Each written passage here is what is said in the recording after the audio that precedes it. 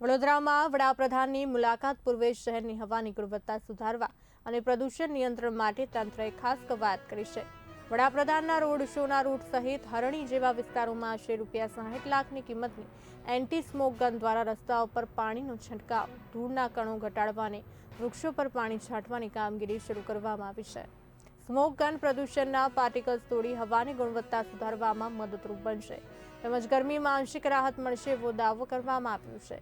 મુખ્ય માર્ગો પર સતત મોનિટરિંગ, સફાઈ અને આધુનિક ટેકનોલોજીનો ઉપયોગ કરી શહેરને પ્રદૂષણ મુક્ત, સ્વચ્છ અને ચકાચક બનાવવા તંત્ર સંપૂર્ણ સજ્જ બન્યું છે.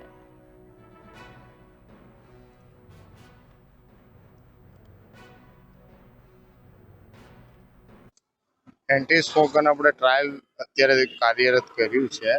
તો એના લીધે જે ટ્રાફિક ડોમિનન્ટ શહેરના જે મેઇન એરિયા છે જ્યાં એર સસ્પેન્શન અને ટ્રાફિકના લીધે એર ક્વોલિટીમાં ઘટાડો નોંધાય છે, તો એને મેઇન ટ્રાફિક ડોમિનન્ટ એરિયામાં કાર્યરત હાલમાં કર્યું છે, જેના લીધે એર ક્વોલિટીમાં ઇમ્પ્રુવમેન્ટ ચોક્કસ રૂપે આપણને જોવા મળશે.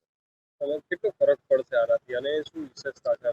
એટલે એર ક્વોલિટીની જો આપણે વાત કરીએ તો ખાલી કોઈ એક પેરામીટર ઉપર ડિપેન્ડ નથી. એર ક્વોલિટી ઇન્ડેક્સ તમે જુઓ તો જુદા જુદા એર પોલ્યુટન્ટ અને જુદા જુદા ફેક્ટર ઉપર અસર કરે છે. એમાંનું જે મેઇન પ્રાયોરિટીવાળું છે એ અમે અત્યારે ફોકસ કરેલું છે.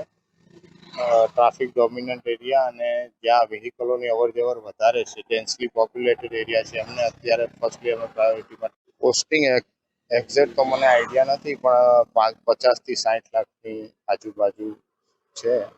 અને આમનું અમારું આયોજન ભવિષ્યમાં ઝોન વાઇઝ એક આવું, જો આ ડેમો સક્સેસ થશે તો ઝોન વાઇઝ એક ટેન્ડરિંગ કરી અને આગળની કાર્ય